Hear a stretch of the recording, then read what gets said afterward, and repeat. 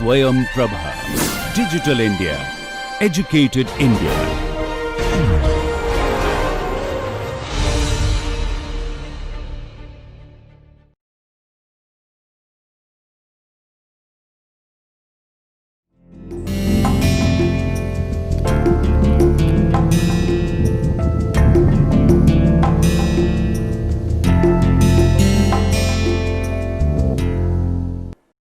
Hello all, this is Dr. Angan Gupta. I hope you all are doing good.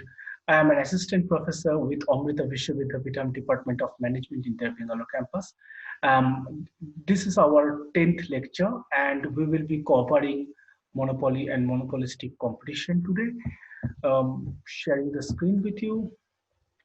In our previous lecture, we have done perfect competition and we started discussing about different types of markets. And so today onwards, we will start discussing about the imperfect markets.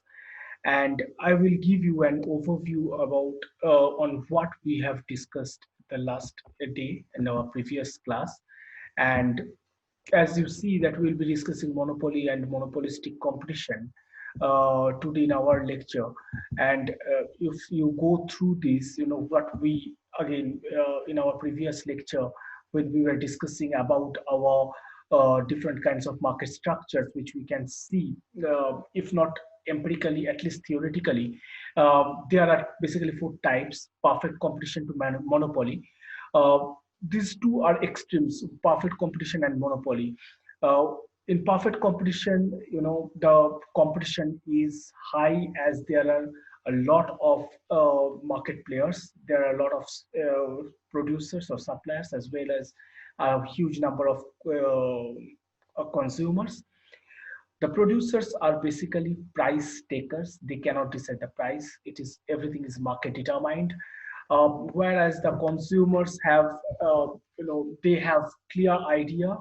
It's not about consumers. Everyone has clear idea, clear knowledge about the market, about the price, about the product. The products are similar um, among all other suppliers, among all the suppliers. So there is no product differentiation, and there is absolutely no boundary or no barrier to enter the market or to exit the market. Anyone can join the market and anyone can leave the market. Whereas monopoly is the other extreme. Mono, by the word mono, is one. So there is just one single farm or producer, and that makes the industry.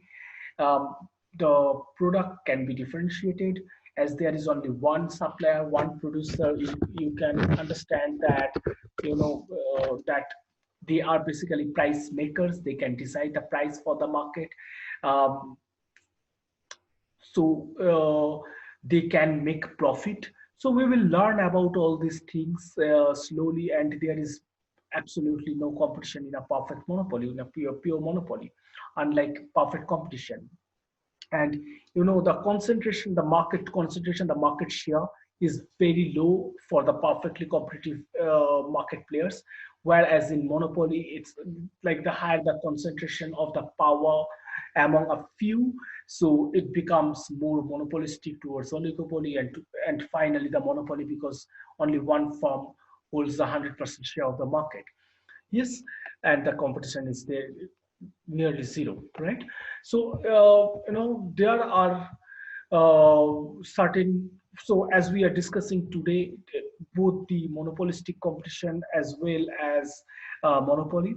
So I will try to discuss the characteristics of both the monopolistic competition as well as monopoly. So starting with monopolistic competition, it is similar. It shares certain similar characteristics with perfect competition. One of these is large number of buyers and sellers. As perfect competition, in monopolistic competition also there are large number of buyers and sellers. And there is another similarity, that there is free entry and exit of firms to the industry, or the barrier is very, very low. Anyone can join the industry, anyone can leave the industry, almost without any hindrances, almost without any barrier, any problem. However, the products they manufacture, they are differentiated. They are different in nature. That differentiation can be many ways in terms of the advertising, in terms of its look, in terms of the characteristics, little bit. So they can be different. Unlike in perfect competition where all the products are homogeneous, here the products can be differentiated. So when we are deviating from perfect competition to monopolistic competition, large number of buyers and sellers, but the products are differentiated. And products are substitutes, but not perfect substitutes, such as I can buy two chocolates. In one chocolate, there is honey. In another chocolate, there is nuts, right? I can buy two toothpaste. In one toothpaste, I have salt. In another toothpaste, I have neem. So they are substitute, but they are not close substitute. A neem toothpaste is not being substituted by a neem toothpaste. So that is how they are differentiated, right? Uh, so firms determine the output independently, not considering the rival. So they can decide that, okay, this much I'm going to, I can support with this price, I can produce this much, and I still can make certain profit, or I can still survive covering my variable cost and most intended that my total cost. So, however, at the end of the day, they can take their own decisions. They are not really considering what their rivals are doing. We do that. We do that in our oligopolistic market. In our next class, we'll learn about that. So these are the different conditions which define the market. So here we do not, they do not consider what their rivals are doing. Another difference from the perfect competition is these markets, these farms under monopolistic competition, they are price makers, unlike the perfect competition. Under perfect competition, they are price takers. Here, they are price makers. So, which are the two similarities we see with perfect competition? What we also observe in monopolistic competition is number one, large number of buyers and sellers. Number two, there are almost no barrier in terms of entry and exit. The differences which you observe where we deviate from perfect competition and become imperfect and you know one, products are differentiated. Number two, they can decide their price. Number three, they are not perfectly substitutable, right? And that comes because they are differentiated, right? And they can take decision independently. So the first three characteristics, such as large number of buyers and sellers in the market, products are differentiated, and free entry and exit of the firms, they basically determine the pricing power of the market of a firm. So how products are differentiated? If you discuss about that, features, which are the features you are giving, say two mobile phones, both are Android, both are smartphones, but what kind of features you are giving? In one, you are giving some additional recording benefit, video making benefit. There are different kinds of features in different phones, right? So that is one attraction or a cue that determines purchasability or the demand about a particular product. Second is looks, of course, packaging, the location, because various locations are served by various farms, various suppliers, the kind of service they provide, like say Maruti can say that when we drive a Maruti car, we say that it has got a better servicing facility as compared to probably Renault, or Renault has something better, like say probably we say that Renault Duster is a better say SUV as compared to Ertiga. So there are these kinds of differentiation, right? So servicing, advertising, of course, and corporate social responsibility measures, right? That I am associated with this social cause, this education purpose, health purpose. There are several. I build schools, so that also contributes to the fact to the farms, to the industry's goodwill. and to that particular unit's goodwill, forms goodwill, and works as an uh, advertising element as well. And so coming to the characteristics of monopoly market, a market with a single seller, mono is one. So a market with a single seller is a monopolistic market. The products have no close substitutes because it is only that particular farm who manufactures. There is no other competitor. So the products have no close substitutes. If they themselves are not producing, all right, um, I one particular pen company can produce, three different pens in the same range, so they themselves are producing different types. So again, so that is their strategy, right? So otherwise there is no close substitutes coming from any other supplier. Farms and industry are identical. Why? Because one farm is the entire industry. So farm and industry are identical. Like say Indian Railways industry and Indian Railways as a farm, the Ministry of Railways is a farm, and the entire Indian Railways as an industry are similar, right? If there is only one doctor in a particular district, so he has a monopoly. So that particular, you know, unit, if he has one small hospital, so that is that industry for that particular geographic location. Um, it can be, say, in Calcutta, CESC is the sole electricity supplier, and RPG or Goenka, whoever holds that. So that is basically the entire industry, entire electricity industry for that Calcutta city. And that is the only firm which supplies the electricity for the entire Calcutta. So here again, the firm and industry are identical. So the uh, fourth point is brand might become identical with the product. Let us take an example. When we say, will you eat a Cadbury? So, or will you have a Coca-Cola? So often we mean Coca-Cola as a as nothing but cold drinks. You are basically offering maybe something else. When you offer Cadbury, maybe you are offering Snicker or Parks or some other chocolate, even. But because of the brand acknowledgement, recognition, we know every chocolate as Cadbury. Similar thing happens Xerox. Can you do a Xerox is a brand.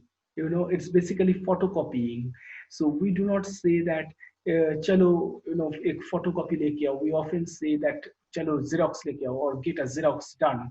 We do not say get a photocopy done. So Xerox is basically synonymous now to the photocopying. So the brand might become identical with the product if there is a monopoly, right? And a pure monopoly is very, very rare in nature, or in practice. Empirically, you do not really find neither perfect competition. Monopoly still may exist as compared to perfect competition. A perfect competition is very difficult to find. Um, in all the senses, because say, let us take an example that perfect knowledge among everyone. It is impossible to have perfect knowledge for all the market players about all the units of production or consumption. It's impossible practically. So, but monopoly is still possible. We have examples of monopoly in its purest form, um, but it's still real.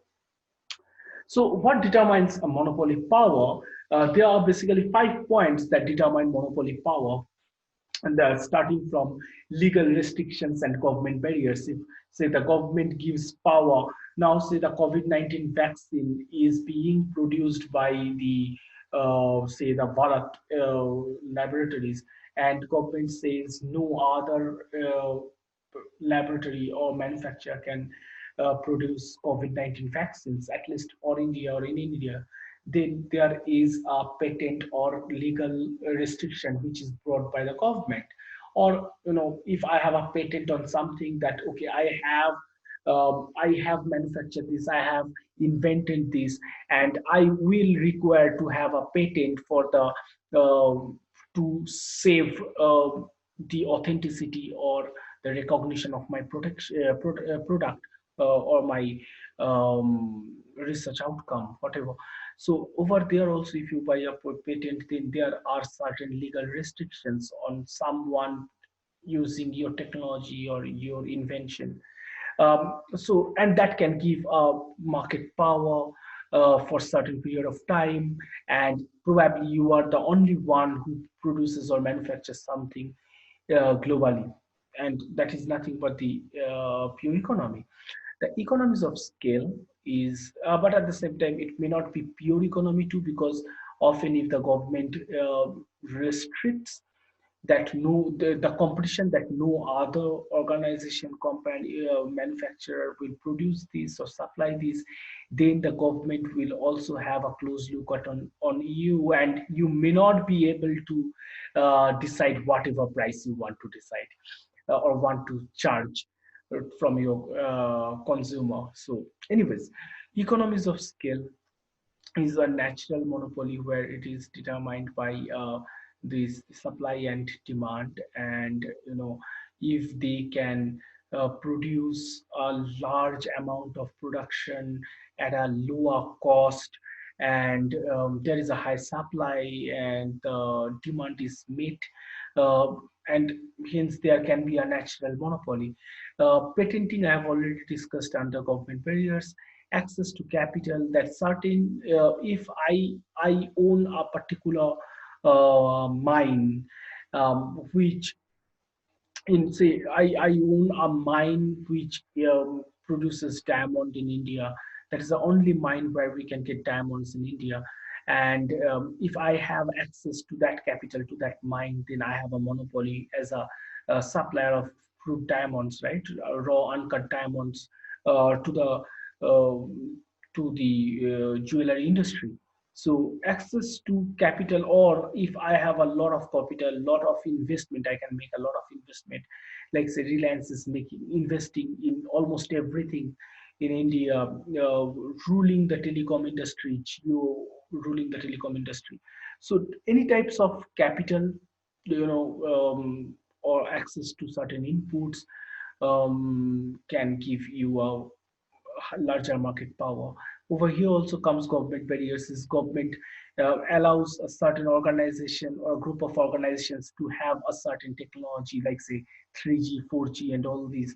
Then they can get a larger market share as they get a first mover advantage as compared to others, because the others probably did not get that advantage at the when the technology was introduced. So when they are coming to the market, they are already very late, and the market share has been captured by the first commerce and the entrants.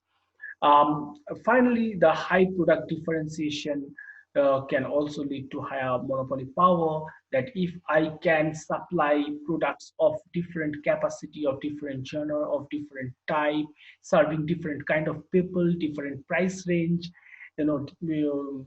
matching different choices, that also gives me a large monopoly power. So because if I can cater to a various kind of people, like say Maruti, if Maruti can cater the poorest category of car owners as compared to the richest ones who want to have enjoy luxurious cars, so they can actually get a larger market share. So the range of the products they do offer.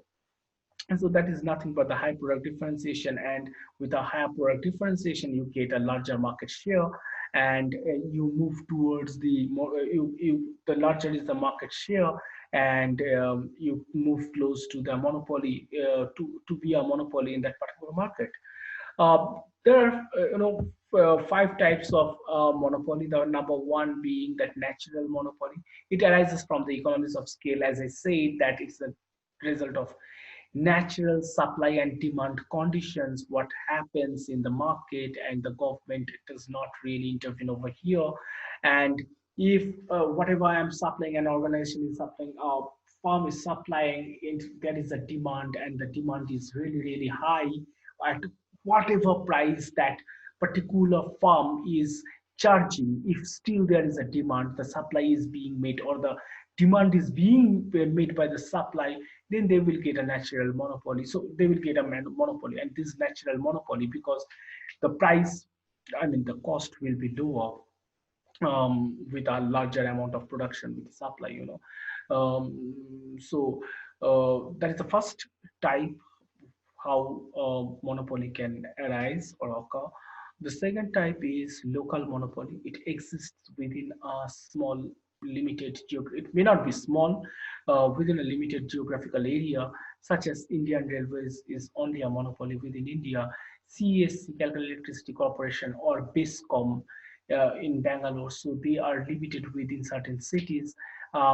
We can also say that say Calcutta Tram Company owns tram within only Calcutta, or if the doctor's example I have taken, that only one small hospital in a particular remote district or taluka, so then they have a monopoly, because everything happens, people will go to that 10-bedded hospitals of that entire region. Um, so that is a local monopoly. The regulated monopoly is overseen by the government entity, so they decide, such as if I take the example of Indian Railways, it can be CSC is also kind of governed by the government,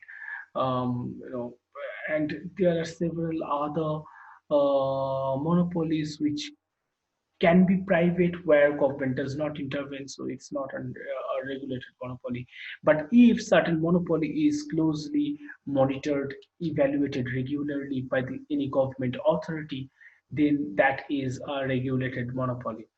Monopoly power is, whenever we talk about monopoly power, it is basically the power, the capacity to set prices, to till which extent. It's not about how much price can I price it at a higher.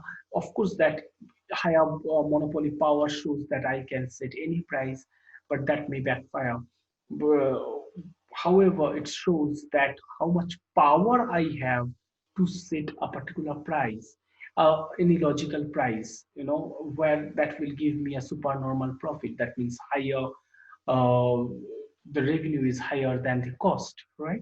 So uh, larger is the power to set prices, larger is the monopoly power. Say for a market, if I hold around 80% of the market share, so I have a huge say on the pricing mechanism of the market, and I will enjoy that. So that is the monopoly power. The because I would like to work that pricing mechanism to work in my favor. Monopolization is an attempt to by a firm to dominate the rest, and hence slowly, capture the market. So, an attempt to, to acquire, to buy, to merge with smaller entities, and then get them under your umbrella is basically nothing but this process is known as monopolization, where you try to get more and more power to be a monopoly. Um, and there are certain barriers to entry. So these barriers are natural barriers, um, technological barriers, sociological barriers, government barriers. Natural barriers is if they do not have access to capital. Say they have a strong first mover advantage. Um, the others do not have certain capacity, or they do not want. So these are the natural barriers, or the monopoly power is so strong that they do not really want others to enter that particular market. So this is nothing but the natural barrier.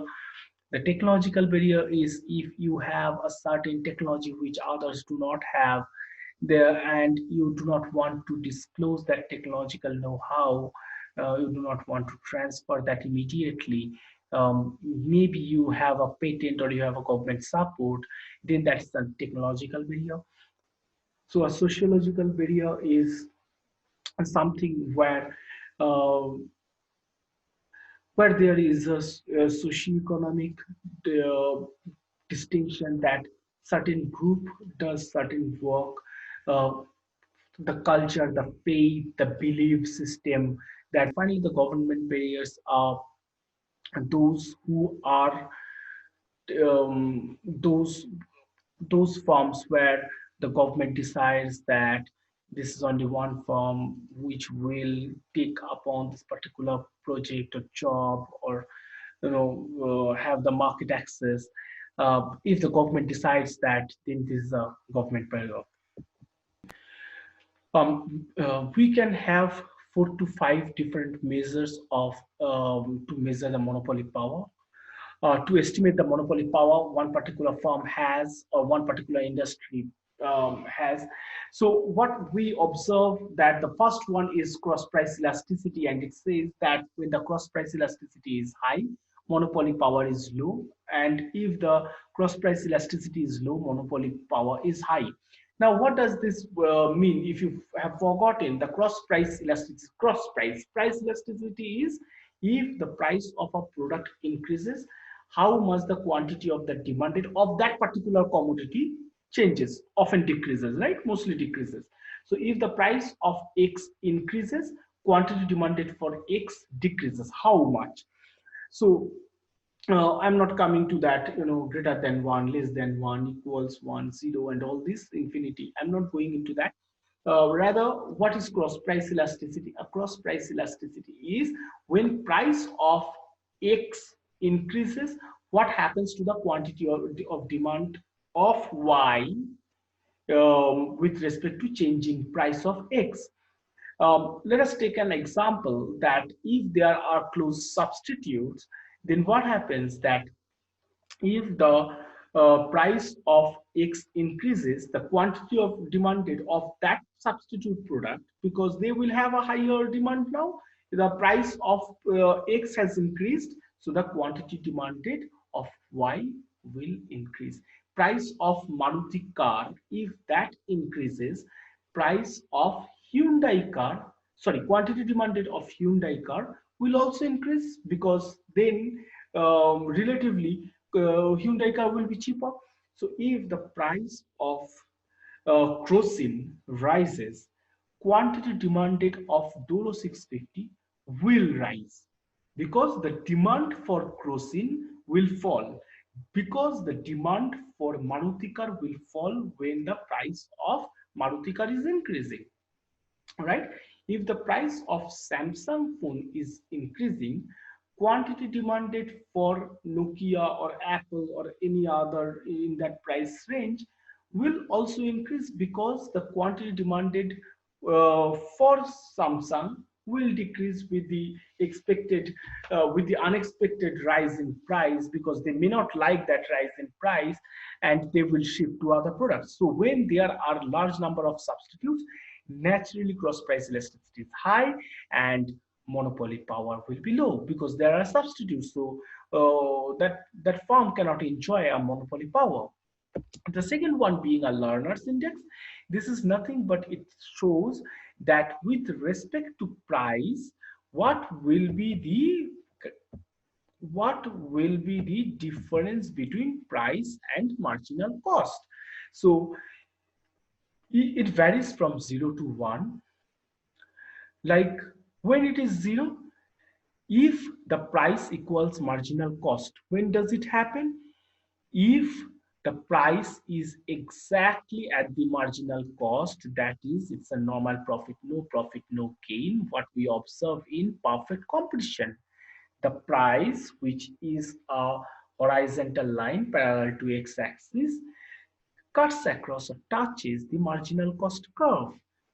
Therefore, the price equals margin, or price equals marginal revenue equals average revenue equals marginal cost. So the price equals marginal cost where in perfectly competitive market.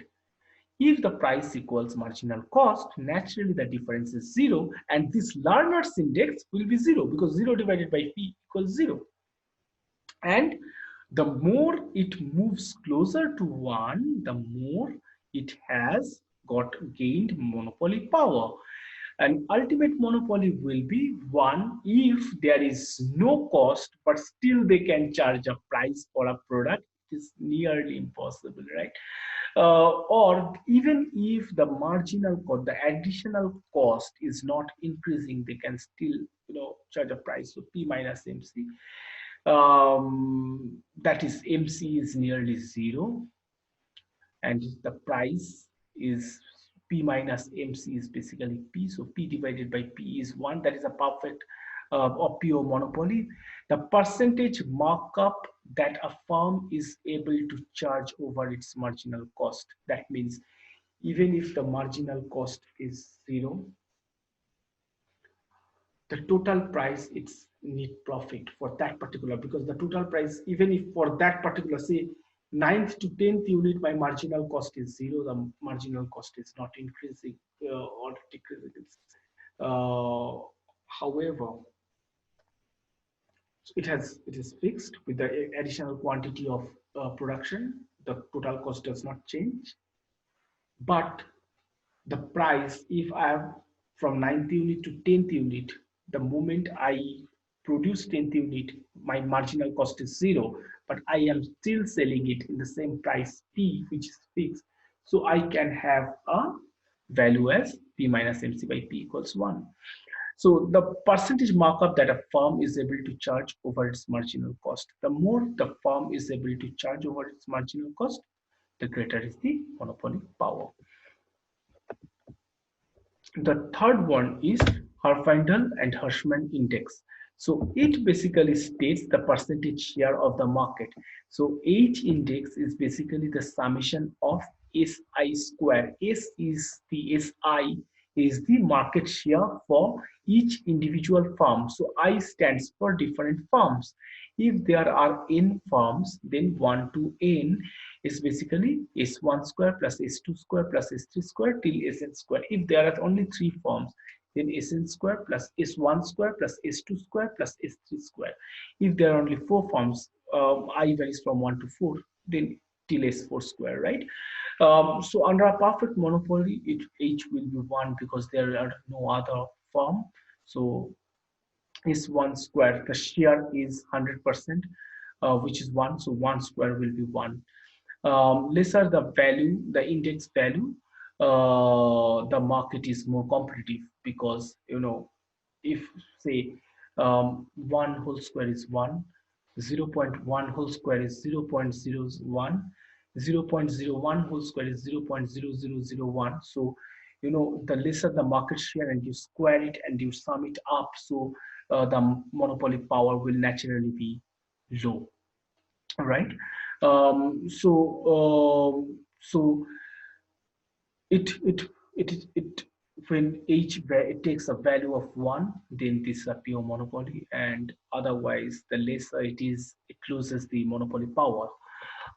Third one is four-farm concentration ratio, also known as concentration ratio. I'll tell you why we are calling it four-farm concentration ratio. That's because here we want to estimate the total proportion of output or the market share held by the highest or the largest four firms, or the first four firms which has the largest share, market share. If you see this example, we have 6 firms, A, B, C, D, E, F, and the first four firms are A, B, C, D, which basically has 35, 25, 20, 15, and FFCR is 95%. Let us take an example.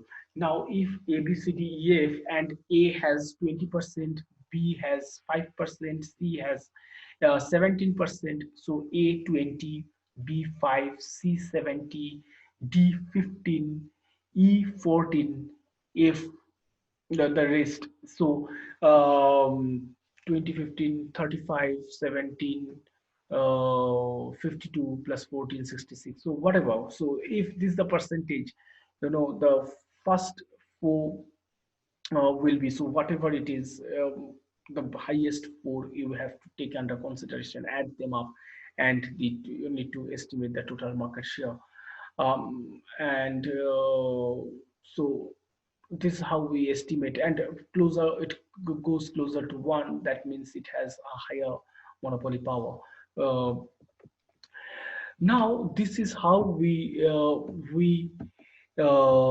draw a marginal revenue or average revenue curve for a monopolistically competitive market or monopoly market. Uh, this demand curve is nothing but the average revenue curve, and the lower one, the sky blue one, is the marginal revenue. The slope is just half of the marginal revenue curve slope is just half the average revenue. If you remember, in perfect competition, we had marginal revenue curve, which is equals to average revenue, which is nothing but parallel to x-axis of horizontal line, and which also you will give you the price P equals MR equals AR and then marginal cost. So coming here at the imperfect market, we have a downward sloping demand curve, and the marginal revenue curve is nothing but just the opposite. Why AR curve, average revenue curve, is also known as the demand curve? Because if you see, average revenue curve shows different quantities of output that a firm can sell at different prices. I go back to the previous slide, and if you see in my left hand side, it is price, and the y-axis shows the price, and the x-axis shows the quantity demanded. And if you plot, the average revenue curve is nothing but which shows the different prices for different quantities of production. you know so that is nothing but the demand curve, price and quantity, right? So average revenue curve shows different quantities of output for which a firm can sell or supply or produce, finally selling basically, at different prices, which is nothing but the demand curve, right? Total revenue. Now, why do we say that a total revenue is price into quantity, and the average revenue is price into quantity by quantity, average, right? So total revenue by quantity. So this is nothing but the price, right? So for each and every, so average revenue shows price for different quantities. So each point of an AR curve represents per price and its respective quantity demanded, and it is nothing but the demand curve. Now, why is the slope of marginal revenue curve half than that of the average revenue curve? Always remember average revenue, and then the bottom one is marginal revenue, right? So average revenue slope is half than the marginal revenue. Average revenue is flatter, marginal revenue is steeper. So average revenue slope is half than the marginal revenue. Let us see. So what we observe over here, that price is average revenue. If the price equation can be given as A into Q, the quantity of output, plus B. B is the intercept, A is the slope. Now, total revenue is nothing but price into quantity. So we can multiply this price equals AQ plus P. This Q is the quantity, A is the slope, and P is the intercept. Like, say, what is B? This is B. This is the intercept. And this is plus A, the slope, the rate of change. It is basically minus, of course, because it is a downward sloping. Anyways, now coming here, total revenue is price into quantity. So I multiply quantity over here, or AQ into Q is nothing but AQ square, plus B into Q is BQ. So what is marginal revenue? The marginal revenue is delta TR by delta Q, which is nothing but 2AQ plus P. We already discussed about differentiation, in our previous classes, whatever capacity in our capacity, within our capacity. So this 2, the power comes in front, and here the first order derivative, it becomes n minus 1. So 2 minus 1, 2 minus 1 is 1. So 2AQ plus B. So delta Q by delta Q. So it's P, 2AQ plus B.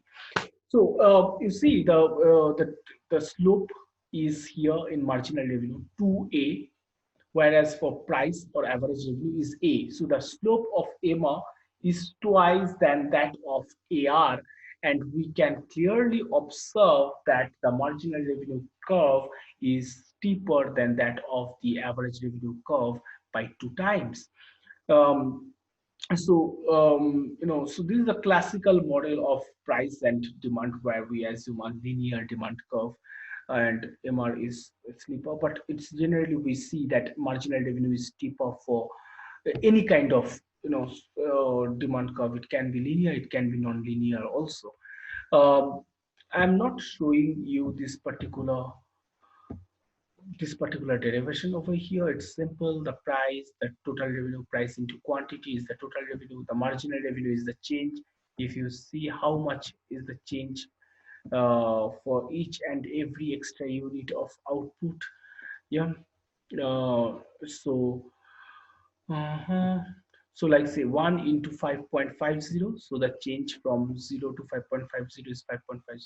2 into 5 is 10, so the change between 10 and 5.50 is 4.50 is the marginal revenue. 3 into 4.5 is 13.5, so the change is 13.5 minus 10 is 3.5. So the change in total revenue with one extra unit of output is basically the marginal revenue.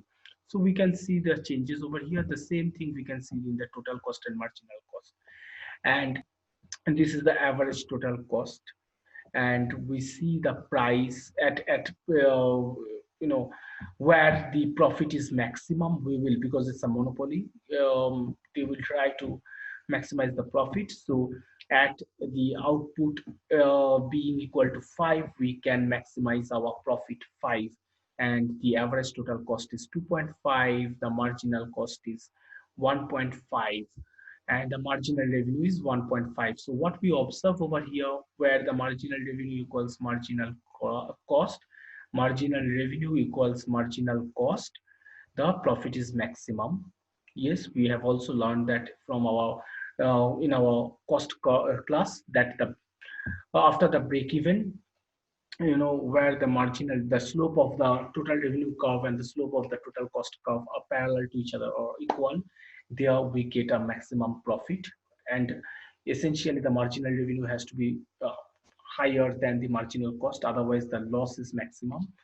And if you see over here, the price is 3.5, is covering both the marginal cost and the average total cost. So of course we have got a positive profit, right? Supernormal profit. So coming to this diagram, what we observe is the margin. This is my marginal revenue curve, the bottom one, the line, and where the marginal revenue and marginal cost is intersecting, our output will be determined by that, where the marginal revenue and marginal cost is intersecting. Remember, so from where do we get our output in an imperfect market, especially in the monopolistic competition, or for this time being, let us understand that where the marginal revenue is equals to marginal cost. So whenever you draw, the first thing is that average revenue, and then just steeper half in between, double the slope of average revenue. We draw the marginal revenue curve and draw kind of a U or J, a flat J. We get a marginal cost curve where the marginal cost and marginal revenue is intersecting. Draw a straight line down to the um, quantity axis. We get the profit maximizing output. The moment we get the profit maximizing output, extend that. You can see here, the moment from here we get the profit maximizing output, extend that to the demand curve, average revenue curve, and that will give you the price. So here at this quantity, how much will be the consumers, how much the consumers will be ready to pay is 3.5. Charge that. So what we observe, if the consumers are being charged 3.5, you have a 5 unit of a production per week as your highest profit output, profit maximizing output. Then we see our over here, the cost, marginal cost is 1.50. Yes, that is, so our profit is higher than the marginal cost. Let us stop here. We need to see where the average total cost is for that particular product. What is the average total cost? We know the price, but how much for each unit I am paying? incurring the cost, because that will give me the profit finally. And when we get this average total cost, remember one thing again, your average total cost when you are drawing here should be drawn in a manner that this MC always, if you are drawing here, this marginal cost curve should pass through the minimum point. If you are here, this marginal cost curve, wherever this is intersecting, average total cost is intersecting the marginal cost, its bottommost point should be the intersection point with the marginal cost. So average total cost bottommost point is the intersection with the marginal cost, right? That's it. We do not need to do anything over here. What we observe again coming over here, we observe that marginal revenue, marginal cost will give me the profit maximizing output. When we extend it till the marginal till the average revenue curve, demand curve, we get the price. When it is cutting through the average total cost, so for that particular profit, what will be the average total cost? That will be my cost. If the price is higher than the average total cost, we have a profit. If the price is above the average total cost, we have a profit. We will learn about whether we can make profit all the time. Let us see. So this is the short run scenarios, and in the short run scenarios, the first one is this relationship between price and marginal cost. And again, you observe over here, the marginal revenue, marginal cost is intersecting over here. And hence we get the profit maximizing output over here. We extend it till the D curve or the average revenue curve, we get the price. Done. The next thing is we draw an average total cost. Everything remaining same. We draw an average total cost. Number one, our marginal cost should pass through the minimum point of this average total cost. So whenever you are drawing this average total cost, marginal cost should pass through the average total cost. That's it. We do not have to do anything else with here. And we see that where, so after drawing this, we come here. So we see where exactly marginal revenue and marginal cost is intersecting. We get the Q and we extend. This is our average total cost and this is our price. So average total cost gives me the average total cost for that particular quantity of output, and this average point on the average revenue or demand curve will give the price for that particular amount of production. P is larger than ATC. This green zone is nothing but my total profit, what we get at the Q level of production. What we observe again, if we are making losses, so how do we draw that? Again, the same thing. If you forget about this average total cost, the same thing, the marginal revenue and marginal cost, irrespective of profit and loss. You know, where marginal revenue equals marginal cost, either I get maximum profit or I get the minimum loss, but that is the best decision. So over here, where what we see, they will again produce at the marginal revenue equals marginal cost, thinking that they will get the they will earn the profit. So but when they find that marginal revenue equals marginal cost, given that the quantity of production, they observe that the price, when they stretch it further upwards, the average revenue curve appears before the average total cost, which means nothing but the price is lower than the average total cost. Price is lower than the average total cost. So cost is higher than the price. The price cannot cover the cost. So what happens? That there is a loss. So coming to the long run phenomena over here, you know, what we observe, we'll discuss further that what we'll observe that in long run, generally the demand curve over here, you can see the demand curve becomes flatter. You know, if you remember the elasticity of production, if you remember, sorry, elasticity of demand is basically lower for a longer run because they can adjust with their prices. They can adjust their demand with the prices. So the elasticity of demand is low for the long run as compared to the short run. So coming to this, coming to the previous example, sorry, what we observe is what we observe is we get the quantity from the intersection between marginal revenue and marginal cost. We extend it, we get the price. The most importantly, in the long run, we see this average total cost curve is intersecting the average revenue curve, sorry, not intersecting, touching, tangential on the same point.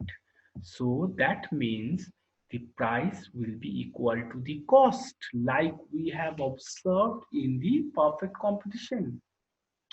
That price will be equal to the cost, and hence there will be no profit, no gain, no loss condition, zero economic profit. So, so at the longer run, price equals the average total cost. So here, we see that average total cost is above the demand and it gives loss. Here we see the average total cost is lower than the average revenue or demand curve, so we get profit. So when the average total cost is lower than the average revenue curve, remember, average total cost curve is lower than the average revenue curve or demand curve for that particular quantity where marginal revenue equals marginal cost. I repeat, where price or average revenue is above the average total cost for that particular unit of output where the marginal revenue equals marginal cost, then there is a profit. If for that quantity of production, if marginal revenue equals marginal cost, you extend it upwards, and if you see that average total cost is larger than the average revenue, average total cost curve is above the average revenue curve, then there is a loss. Coming to the long run, for that particular quantity of production where marginal revenue equals marginal cost, the average total cost and price will be similar. So you extend it upwards from that particular point where marginal revenue equals marginal cost, come down, get the Q, come down here, where is my cursor, come down, get the Q, and then go up here, come down, get the Q, go up. At that point, that particular point, which touches the average revenue curve, draw the average total cost curve, because at that point ATC equals P and no economic profit. So if you see that in the longer run, basically the average revenue curve will be flatter, and what happens basically in the long run, that when a farm make larger amount of profit, the profit is eliminated, because if the farm cannot update itself, others will also learn, they will catch up. So if so patent is also for a certain period of time, the government's restriction may be for a certain period of time. Your technological upgradation needs to be done to capture the market, to get the advantage in the market, and the product differentiation should be done, continuously, to either convince your customers or confuse your customers. So if you cannot do any of them, you basically lose out in the long run, because you have been making profits, you are basically encouraging others to try it out, and if you do not keep a pace with those newcomers, then the monopoly, the power you will lose, it will be more competitive, and a monopoly becomes more monopolistic competition, and from monopolistic competition it can be eventually be a perfect competition. So the long run scenario, as I was telling, that for these existing firms, where shall I put it? For the existing firms, a long run scenario is where the average revenue curves and marginal revenue curves will be flatter. So this is the earlier one, which is quite steep, and you see the marginal revenue and marginal cost intersecting each other should give you the output. So there is a slight problem in the diagram over here. So it should give you the output. over here. So slight problem with that, so it should be over here. It's slightly leftwards. Give you the output, extend it, this is your average total cost, extend it further, this is your price, and then this is the profit at the short run. And in the long run, what happens, this becomes flatter. See, this becomes flatter. Similarly, marginal revenue will be flatter because this the slope is just the twice of that average revenue, so they will be flatter. How long this will continue to be flattened, how long it will be, it will start, the slope should start, should continue falling down as long as it becomes a tangent to the average total cost, right? And when it becomes tangent to the average total cost, you see the long run output has gone down because its market share has gone down.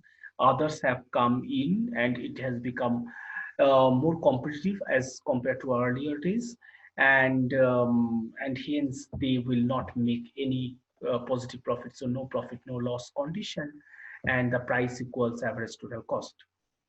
All right. Yes. So what you observe when we compare a perfect competition and a monopolistic competition, that in a perfect competition, the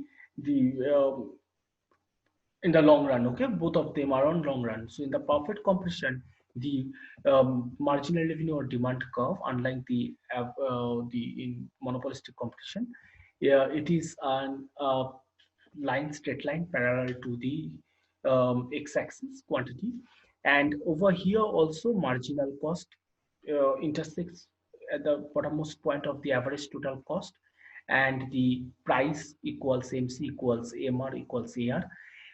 They pass through that particular point, so there is no profit, no loss condition. Price equals MC equals etc. Same happens over here. The only difference is everything remaining same. In perfect competition, the you see in this diagram where I'm moving my cursor. So in the perfect competition, they are price takers, so they cannot decide the price. They cannot vary the price. So the demand curve is nothing but a straight line parallel to the x-axis, and it goes, so it's an it passes through this point where the MC intersects the ITC. But at the for the monopolistic competition, it does not pass through that same point. Instead, the average revenue is equals to the average total cost at that particular point. So here also average revenue equals average total cost. Only thing is that the marginal cost is not similar. Over here, the marginal cost will be lower for a monopolistic firm, right? For that particular quantity of output, which is profit maximizing. Anyways, coming to uh, the short run to long run transition, this supernormal profit where they make a positive profit, the profit is larger than the loss, the marginal revenue, marginal cost intersects here, extend, average total cost lower than the price, average revenue curve or demand curve price, and here is a supernormal profit. And slowly, I have not shown the flattening of these curves, but slowly you can see, or either average cost will increase in longer run, they lose the economies of scale, so it becomes diseconomies of scale, and that may increase further the average cost. And what we observe is, um, you know finally at the end of the day, the profit, whatever they were earning, is gone. Is it mandatory that they will lose it? Yes, if only if they do not really uh, keep up to the pace that I can stand alone and I will not let anyone enter um, in the market. But how will you do that with certain capacities or capabilities? Either, you know as we were discussing, that either you work on the technological improvement or product differentiation, or get some government restrictions continued with some measures, then only you can get a positive profit for a longer period of time. Otherwise, it is uh, the other firms will join in and eliminate your normal profit. There are certain laws or acts or the MRTP, Marginal Monopolies and Restrictive Trade Practices Act, which was implemented in June 1st, 1970. It is basically to prevent a particular organization to take control over the market and so that they cannot exploit the consumers.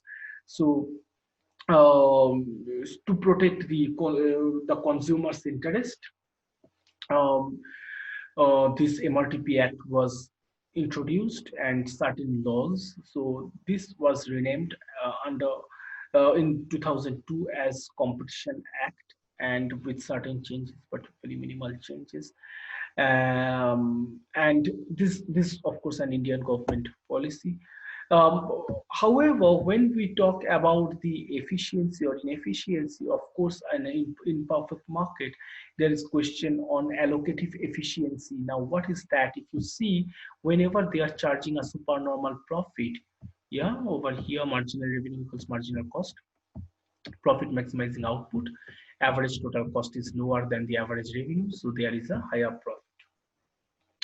So positive profit. So whenever they are asking a supernormal profit, there is a welfare loss because the quantity of production could be maximized over here where marginal revenue equals marginal cost equals average revenue. What we have observed in perfect competition, that the average revenue curve will pass through like this, right? So when they do not do that, this area is the deadweight loss for the consumers or welfare loss that the consumer could gain. So because this QC could be achieved where marginal revenue, average marginal cost cuts across the average cost and the average revenue also cuts through the average cost curve at that particular minimum average cost point. And so that will eliminate if we can produce that, then that would be the best one where we can eliminate the loss of welfare. But now with this normal profit, which could be transferred to the consumer or could be shared, now that is gone. So this is known as deadweight welfare loss, and hence the allocative efficiency is compromised uh, because it's not taking care of the demand completely, and the price is above the marginal cost. All right. So thank you. I will stop over here. And thank you. Take care. See you in our next class.